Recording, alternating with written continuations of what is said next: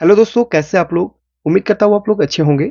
आज मैं एक 6 पोर्ट यूएसबी चार्जर रिपेयर करने वाला हूँ।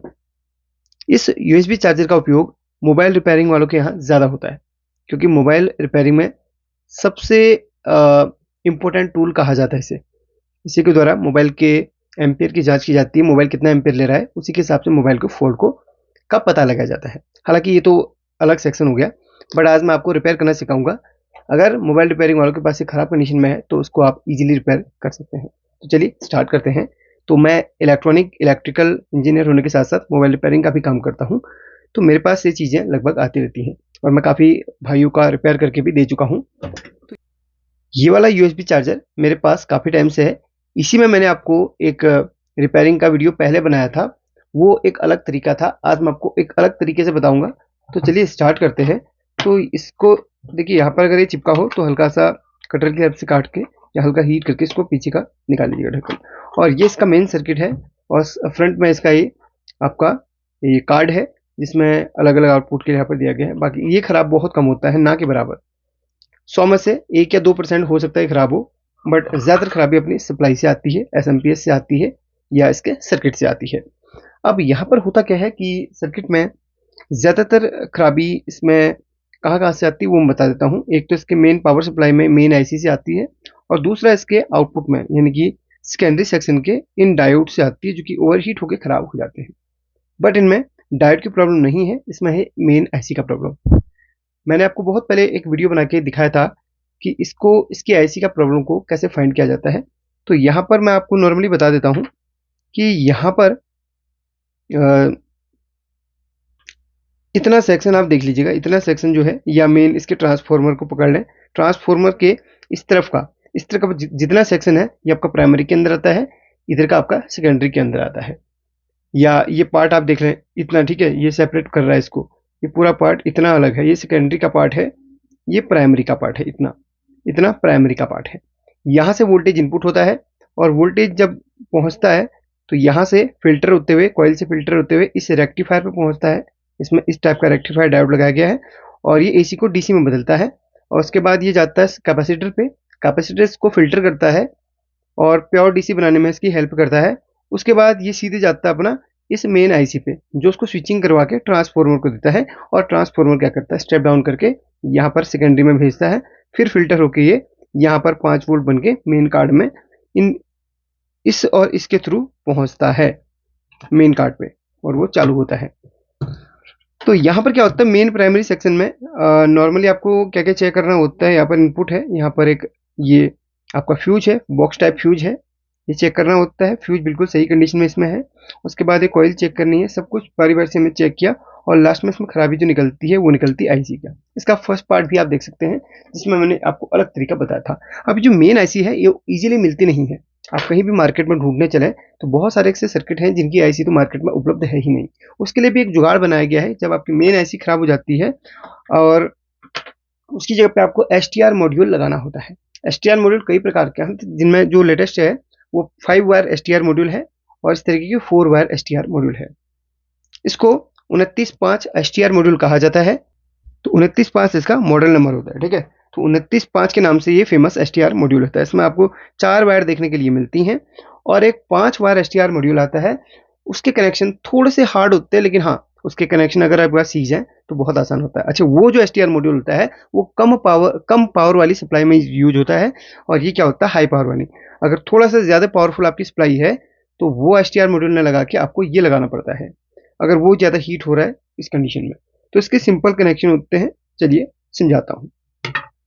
ये कब लगाया जाता है, जब आपकी मेन पावर जो आईसी होती है या मेन कहा जाए तो मेन जो स्विचिंग आईसी होती है या जो मेन मॉसफेट आईसी होती है, अगर वो खराब निकलती है, वो ब्लास्ट हो जाती है, फटी हुई निकलती है या वो शॉर्ट होती है या उसकी वजह से मेन पावर सेक्शन का जो फ्यूज है वो अगर उड़ जाता है, तो तब इसको हटाकर इसको लगाया जाता है।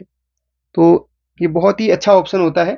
अच्छा, ये जो आईसी है इसमें आपको इसकी पिन की जानकारी होना बहुत ज़रूरी है। नहीं भी है तो भी कोई दिक्कत नहीं है, ठीक है।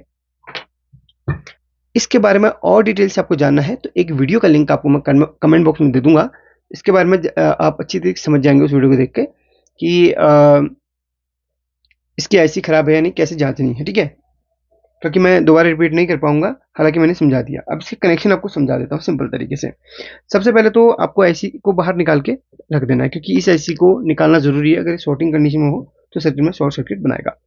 अब ये 29/5 मॉड्यूल में पहले हम थोड़ा सा मॉडिफिकेशन करेंगे।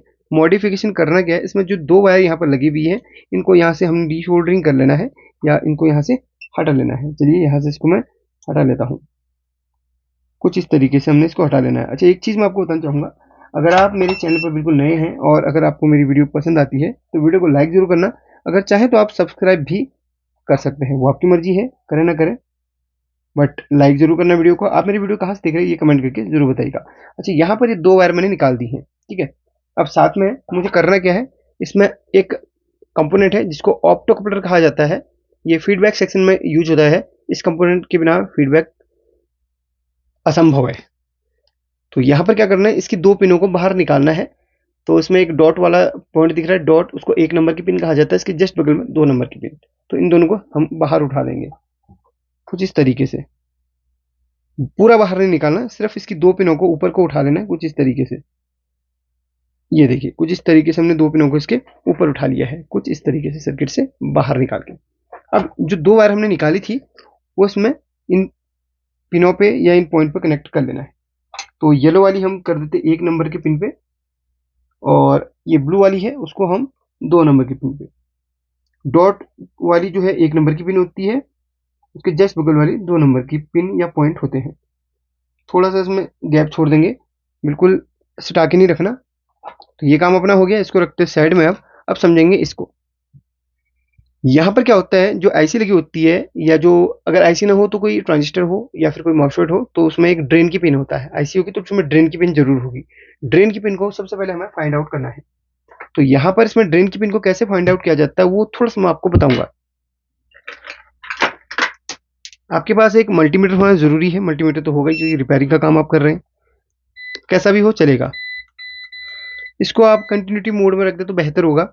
तो कंटिन्यूटी मोड में रखना है। उसके बाद ये ट्रांसफॉर्मर को पकड़ना है। ट्रांसफॉर्मर का वो हिस्सा हमने देखना है जो इसके प्राइमरी सेक्शन में आता हो, या जो इसके मेन पावर सेक्शन में आता हो। तो आईसी के जस्ट बगल वाला जो सेक्शन है तो पावर सेक्शन ही कहलाएगा। इसको हम पलट देते हैं।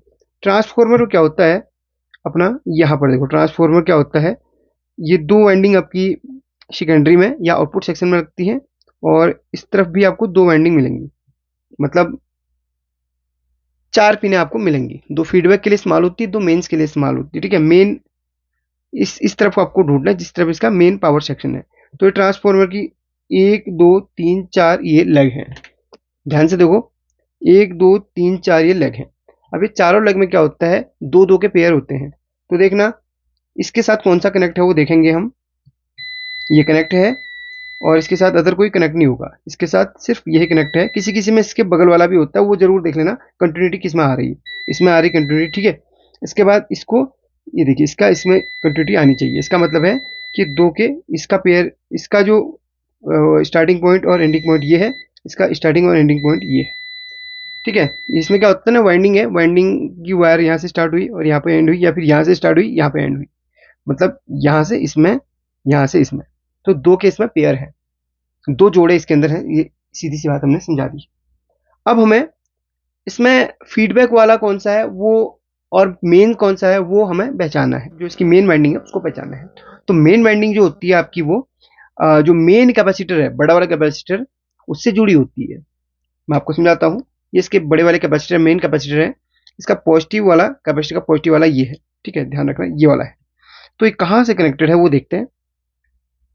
ये देखो, यहाँ से कनेक्टेड है। ये ट्रांसफार्मर की इस वाली पॉइंट से कनेक्टेड है। मेन कैपेसिटर ट्रांसफार्मर के इससे कनेक्टेड है। देखिए, अब यहां पर ड्रेन की पिन कौन सी होगी, इसी के एंडिंग वाला सिरा जो है वो अपना ड्रेन का होगा। इसका एंडिंग सिरा कौन सा था, वो था अपना ये वाला, ये ड्रेन का है, जो कि आईसी के इन तीनों पॉइंट से कनेक्टेड है। तो ये ड्रेन का है, इसको हमने यहां पर ध्यान रखना है, पहचानना सीखे। ड्रेन वाला मेन कैपेसिटर से आपने देखना है, मेन कैपेसिटर का प्लस वाला देखना है, वो ट्रांसफॉर्मर की किस लेग पे जा रहा है। ये देखो, बारी बार इस लेग पे जा रहा है। इस लेग का जो दूसरा सिरा होगा जिसपे कंटिन्यूटी आएगी, वो आपका ड्रेन की पिन होगी, यानी कि ये ड्रेन की पिन आपकी हो गई डी। ठीक है, तो ये ड्रेन की पिन होगी। अब वो यही चीज़ें हमें देखनी है। अब हमें क्या करना है, इसमें भी ऑप्टोकॉप्लर को उठाना है, जैसे हमने इस वाले में उठाया था वैसे ऑप्टोकॉप्लर को उठाना है। वहां हमने फर्स्ट दूसरी पिन उठाई थी, यहाँ पे भी हमें फर्स्ट और दूसरी पिन को ऊपर कर लेना है। इसमें फर्स्ट दूसरी पिन डॉट और डॉट के बगल वाली, जो हमारी सेकेंडरी से हमारी जुड़ी होगी। चलिए इसको हम क्या करते हैं, ऊपर उठा देते हैं। सेकेंडरी से जो जुड़ी है उसको हम उठा देंगे।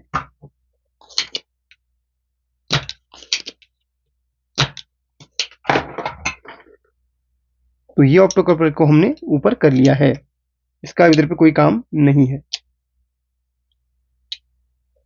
तो ऑप्टोकॉप्लर को उठा के हमने अलग कर लिया। अब यहाँ पर ये दोनों पॉइंट खाली हो गए जो हमारी सेकेंडरी की तरफ थे, फर्स्ट और सेकेंड पॉइंट। अब सबसे पहले हमें यहाँ पर करना क्या है, देखो ये अपने पास मॉड्यूल है। मॉड्यूल का सबसे हम ब्लैक वाला वायर पकड़ेंगे और हमें यहीं से स्टार्ट करना है। जो मेन कैपेसिटर है इसके नेगेटिव वाला पॉइंट देखना है, ये नेगेटिव पॉइंट है, इसमें हमें ब्लैक वायर को जोड़ देना है। तो मेन कैपेसिटर का अपना नेगेटिव वाला पॉइंट क्या था, ये वाला था। इसमें हमें इसको जोड़ देना है ब्लैक वाली वायर को, यानी कि मेन ग्राउंड इसको हमें यहाँ पर देना है। जो मेन रेक्टिफायर का जो नेगेटिव है, जो कैपेसिटर पे नेगेटिव आ रहा है उस पर। अब हमें यहाँ पर रेड वायर को पकड़ना है। अब ड्रेन कौन सा था, जो मैंने आपको बताया था ना ड्रेन, तो उसी ड्रेन में क्या करना है, रेड वायर को जोड़ देना है। तो ड्रेन को पॉइंट था अपना ये वाला, इसमें हमें रेड वायर को जोड़ देना है। ये देखिए जोड़ दिया अपने रेड वायर। अब अपने पास बचे दो वायर जो कि ऑप्टोकॉप्लर से कनेक्ट है। तो हमें यहाँ पर देखिए ऑप्टोकॉप्लर की फर्स्ट और सेकेंड पिन डॉट और डॉट के बगल वाली हमें येलो और ब्लू अपने छोड़ी थी।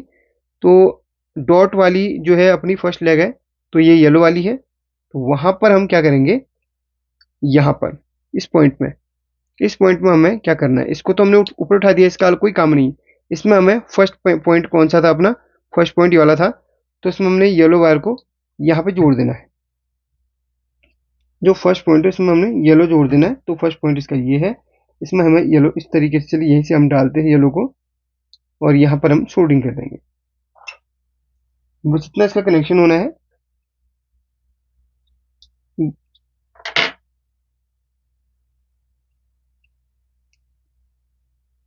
और जो ब्लू वाला था वो सेकेंड पे था, बोर्ड पे सेकेंड पे हम क्या कर देंगे, उसको सोल्डिंग कर देंगे।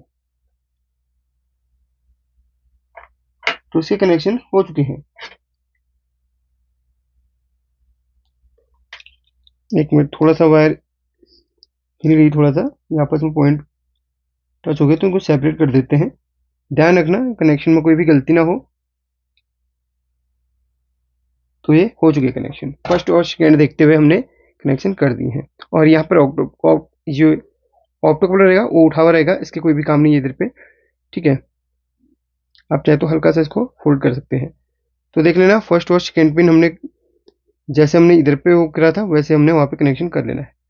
बस ये इसके कनेक्शन है। अभी इसको हम इस तरीके से यहाँ पर फोल्ड कर देंगे और इसको हम क्या करते हैं, वैसे इसको हम डालते हैं और इसमें हम लगा देते हैं कि यूएसबी बाद में लगाएंगे, मोबाइल चार्ज वगैरह। पहले हम इसको पावर देके आपको दिखाते हैं।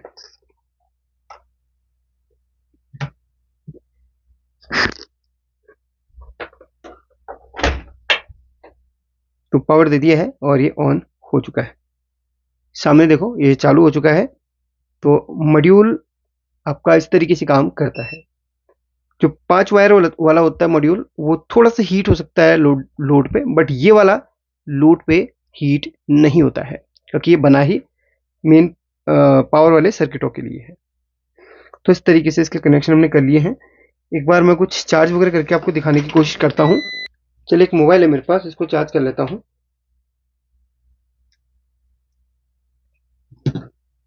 इसका पोर्ट भी थोड़ा ढीला है, कोई बात नहीं, इसको ऑफ करता हूँ पहले। उसको दबाता हूँ, यहाँ से ऑन करता हूँ। ये देखिए, इसको मेन पे लगाते हैं। ये देखो चालू हो गया। अभी तक ये अपना इसमें था, अब ये कितना एम्पियर ले रहा है, यहाँ पर आप देख सकते हैं, ये ले रहा है 1.1 एम्पियर, परफेक्टली काम कर रहा है। तो इस तरीके से इसके कनेक्शन हो चुके हैं। ऑफ कर दिया इसको। अगर आपको वीडियो अच्छा लगे तो लाइक करके शेयर कर लेना, और साथ में आपको गाइड करता चलूं, इसको आप ध्यानपूर्वक पैक कर लेना। वैसे कोई हीटिंग इशू नहीं है, आप चाहे तो थोड़ा सा इसके पीछे क्या है ना, एक हीट सिंक लगा सकते हैं, जिससे जो हीटिंग का प्रॉब्लम हल्का फुल्का लोड में आता हो वो नहीं होगा। इसके बाद कहीं पे भी खाली स्पेस देख के इसको इंसर्ट कर लेना है, और नीचे कुछ ऐसा लगा लेना है जिससे इंसुलेट रही है, ठीक है, कहीं पे टच ना हो, इस चीज़ की व्यवस्था आपने करनी है। काफ़ी स्पेस इसके अंदर है, तो वो हम पूरा भरते हुए इसको बाद में पैक कर देंगे। तो चलिए फिर मिलते हैं अगली वीडियो में, तब तक के लिए थैंक यू वीडियो देखने के लिए, कुछ सीखने के लिए। हम नई नई वीडियो लेके आएंगे, कुछ नया सिखाते रहेंगे। Thank you.